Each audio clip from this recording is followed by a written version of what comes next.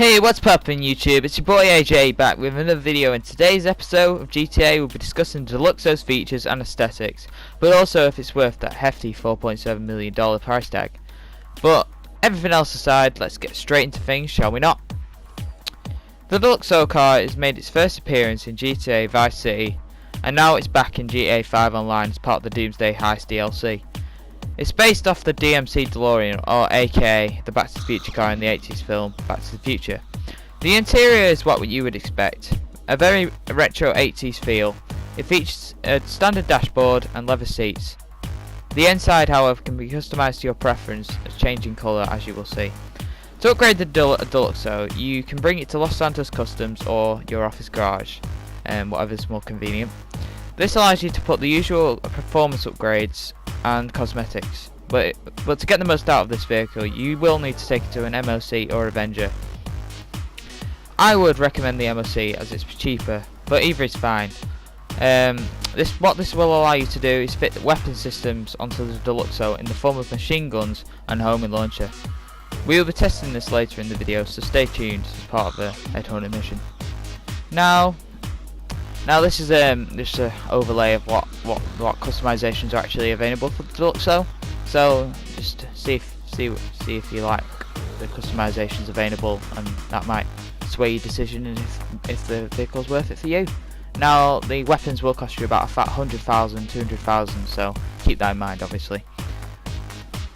Now the Deluxo is a sports classic vehicle when fully upgraded. It performs very averagely, so it won't be the fastest car, but will get you from point to point in a respectable time. It corners well even in the snow, as it is now, but like I say, you won't be using this vehicle for land use. Another thing also to consider is that it can't be used in races, as it's deemed a special vehicle, as it has weapons and the ability to fly, which will be shown in a second. Now, the cornering on this vehicle sometimes is quite good, sometimes it's not. It just depends how fast you are going down the corners. So if you do go too fast, it will occasionally flip, or I don't know, sway out the way a bit, and it will oversteer quite a lot, so you got to keep that in mind. But obviously, to take flight in the Deluxo, you need to gather some speed and press X. This will then put you into hover mode and pull back on the joystick to take flight. Flight in the Deluxo is reasonably quick, but it's also slower than driving, which means you won't be outrunning hydras in this thing, so keep that in mind. I will however leave a link in the description to a video explaining how to go super fast, if that's what you want.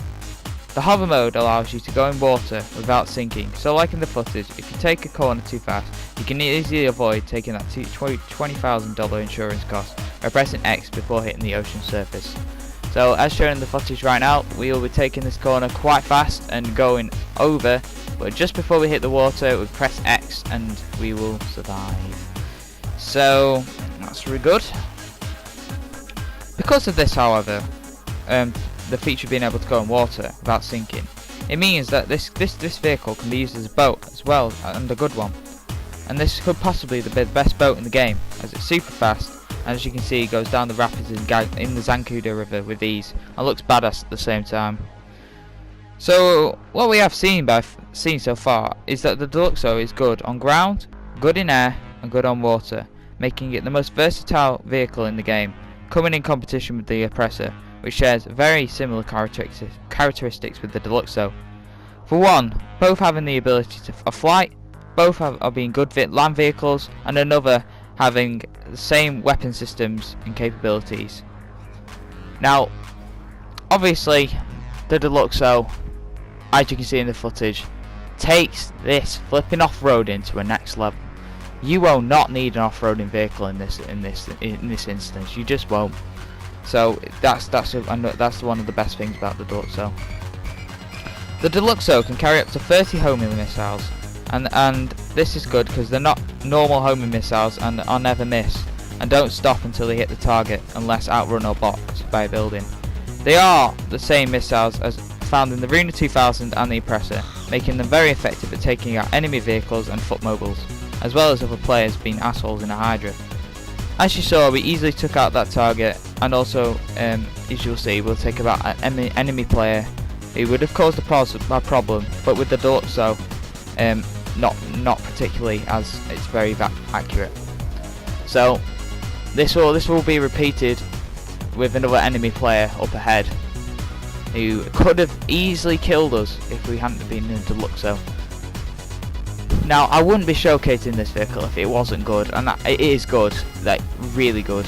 Look at that, how accurate those missiles are, and they are so overpowered. The guy just doesn't stand a chance at killing us. And there we go, easy 24k, I'll take it.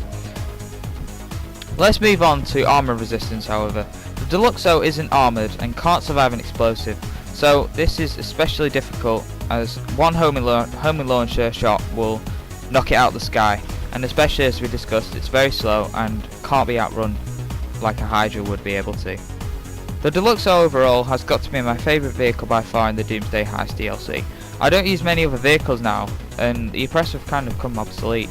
However, if you are pouring the world GTA Online and don't have an MOC, I wouldn't recommend it, as it would cost you over 6 million to get it, and it's not good but is good if you've got the cash or willing to grind. I would definitely recommend this vehicle as it's fun as practical. I hope you enjoyed that video, guys. If you did, please subscribe and hit that motherfucking like button. Bye. Peace.